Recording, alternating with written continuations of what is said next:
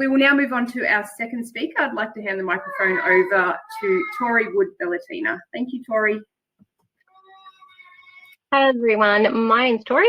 Thanks for the introduction, Vanessa. I am going to be talking to you about lubeology today. So lube is a very under-researched area. We are kind of always trying to find little nitpicks, and there's people over the world who we've all been sharing our resources. So it's a really difficult one. It gets a little bit scientific, but I implore you to press on with it. My slides are quite comprehensive. I would recommend to maybe go back and look at some of them, especially when we're talking about chemical ingredients.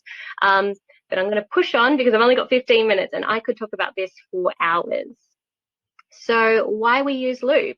Now, lube can sometimes have a little bit of a taboo to it. I often hear a lot of people be like, oh, I feel like that's a failure on my part, that I would need that. And there are people of all ages and makes that are using lubricant. It's not necessarily about needing it. It can be sometimes about wanting it, because what it brings to an intimate experience is something that is a more tactile, more increasing of pleasure, and it also benefits in terms of how we're using our bodies. Less abrasions, less micro tears, less infections, because they make our sexual barriers even more, beneficial in a sense. And there's some really great readings on that, which I've put in my sources.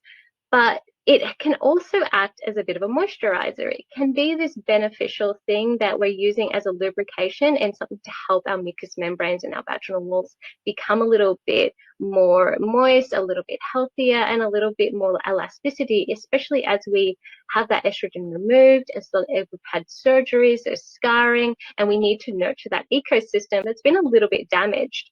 So lube can have so many great health benefits to it, as well as intimacy and pleasure, as well as your daily wear as well. So I've got some, dilators and a little clitoral vibrator here, which obviously combined with lube is a beautiful experience and should always be explored. Now I'm going to talk about the lubricants family.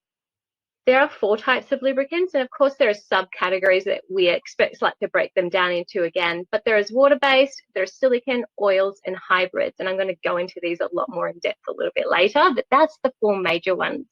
And this is the criteria that we talk about lubricants. Does it match your pH? Is the osmolality a good, healthy match? And osmolality is a really technical sciencey term, which I'm going to break down for you as well. And are the ingredients safe and hypoallergenic? And does it match my lifestyle?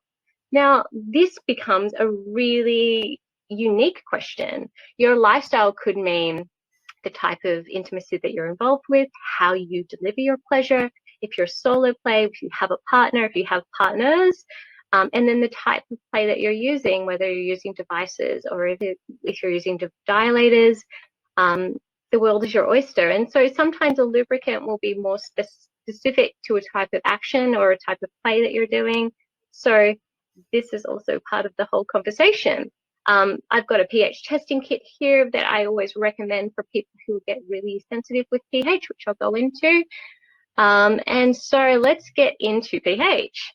So our bodies, we vary for pH. The vagina is quite acidic, so a lubricant should be matching in that acidity. But we often will find with these natural organic types of lubes, they will be at a pH of 7, which is just going to boost our vaginal pH up higher and increase our risk of bacteria growth, and thus in giving us infections and bacterial vaginosis at a higher rate.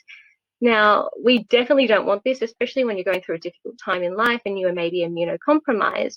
We want to be able to nurture that ecosystem and keep it healthy. I do have a couple of clients that get really sensitive to pH changes, and they may be using a pH lube at the start and then a different one at the end of the month, and they will rotate as they find that their body is changing.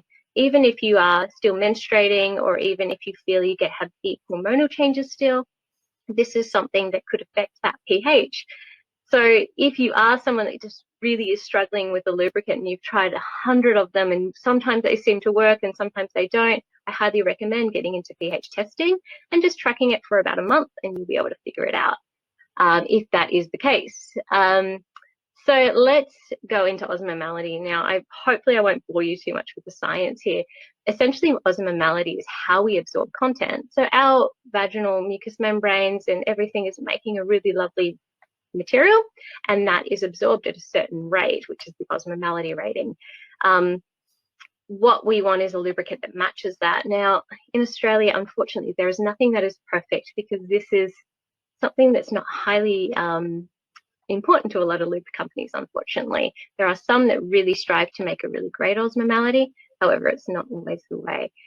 So we have hyper, iso, and hypo. And I'm going to explain these. Essentially, this is what we have most of our lubes at, like the cheap ones that we find in the supermarket. And what they're doing is they're pulling water from our vaginal mucosa and our mucous cells and our vaginal walls. So essentially what they're doing is drying us out and creating more problems. It's exacerbating an already existing condition often. When that cell is damaged and that mucus has been pulled out and it's now dry, you are more prone to microabrasions and discomfort, which then in turn make you more susceptible to transferable STIs, as well as just infections and abrasions. What we really want to avoid in any case is to just not have to go through this. So hypoosmotic lubes often will bring that about. Then we will have my slides have gone all the way to the very beginning. My apologies. I don't know why it did that. I've got the bad luck today. But the next one we're going to be talking about is hypoosmotic lubes. Hypoosmotic lubes are a good and a bad thing. So when we have a cell that is dry and needs that mucosa, needs a little bit of pumping up, so to speak, we can get a lube that is slightly hypoosmotic, and that's going to moisturize and heal that cell. And then we've got this nice little pumping up, this nice little hydration, and then that should be able to support that being healthy plump tissue and helping elasticity and lubrication. However, if we go too far on the hypoosmotic scale, we end up absorbing too much content, and that cell kind of bursts like a balloon, and it can damage the cell, and it doesn't often repair itself. So we can then again exacerbate conditions. Now, there are some hypoosmotic lubes are quite rare. We don't have many that are listed in the list of hypoosmotic ones. However, there is belief that the oils tend to be a bit more hypoosmotic, and it's unfortunate we haven't got a lot of testing done on those yet. The next one is the isoosmotic. Now, this is our gold standard. This is what we would love for all of our lubes to be.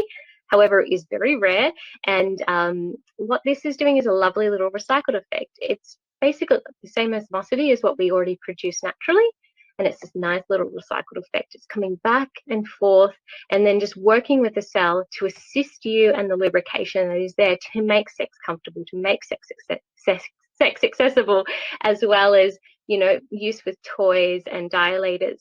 So this is the ideal. And I do have a couple of ones that I've suggested down under here, should you want to explore those options. Now, to get into the lube family, now water-based lube, now I was talking about that full criteria, pH, osmolality, and ingredients.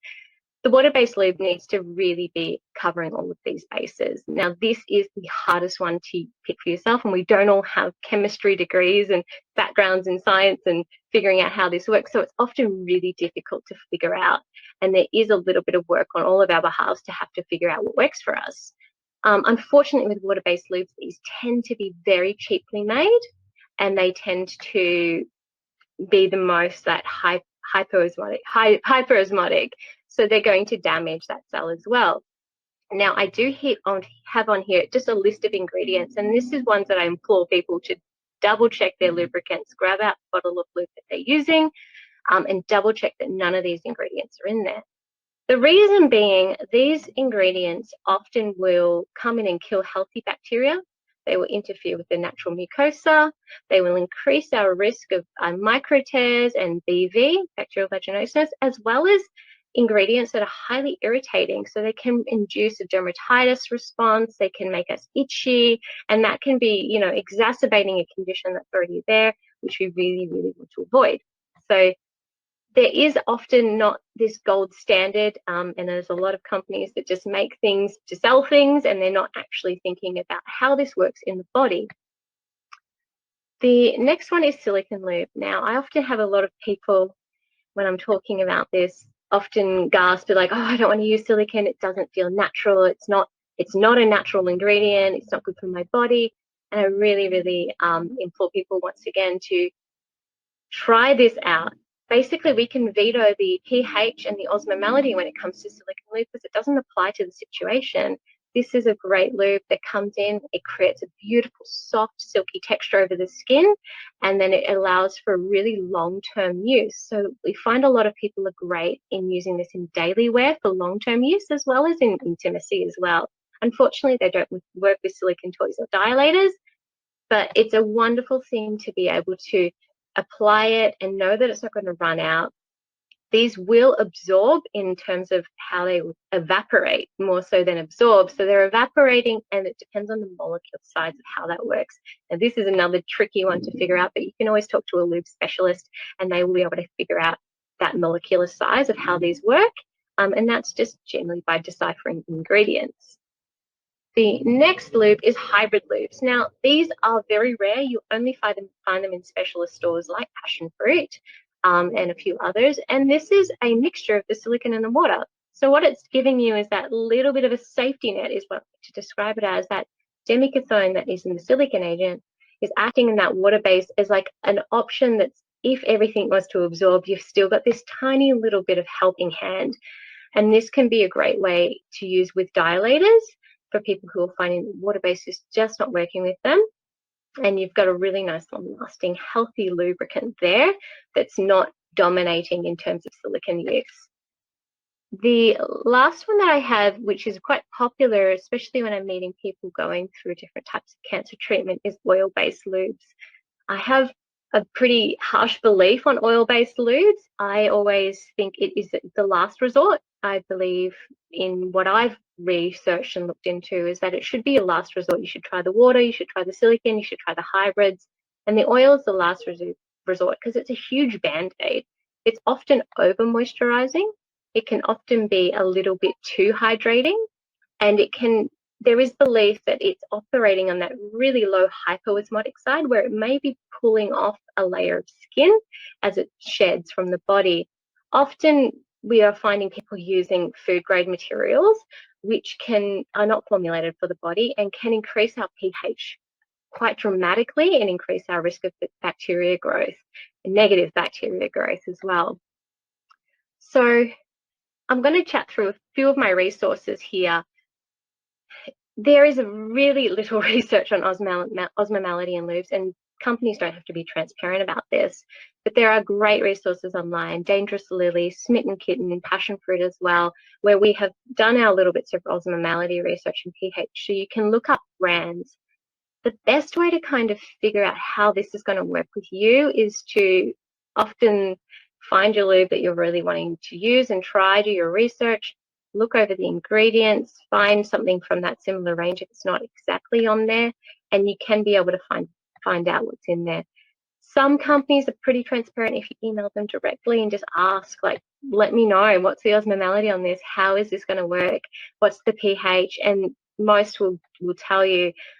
They just don't make it publicly available, unfortunately. So here's a couple of what these graphs will look like. A quick Google search should be able to give you some insight. However, you can always just talk to a sexologist. Specialists in lubricants are always available for private consultations and things like that. And sometimes it's really worth it if you are struggling. But I'm going to hand you back to Vanessa. But thank you so much for listening. Thank you so much, Tori, for that very extremely valuable presentation and very informative. We just have one question. Just a reminder to everyone that you can post a question to the speakers by using the blue hand icon at the top of your screen. Just one question. Do you have an opinion on homemade lubes and some of the coconut oils that are used? Yes, I touched on it very briefly. It's one of these things that I feel has a bit of history to it. Historically, we would have had, 20, 30, 40 years ago, we didn't have great lubricants available to us. And it was a means to an end. It was something when you're going through painful menopause or when you're going through painful vaginal dryness, you could turn to a coconut oil or an olive oil in the cupboard, and it was enough to just kind of kill the pain, because it's better than suffering in silence. However, now we have advanced, there's more research, there's more things coming out, things are better formulated. It's definitely 100 times better if you want to push through those and give them a try. The homemade ones, they're often, you're not going to find that perfect osmolality and pH, and that's the main two things that you really want to be focusing on. Generally, I'm always just anti-coconut oil. The World Health Organization has done really good research onto that because it's so popular, and they are finding it does increase bacterial vaginosis by 40%.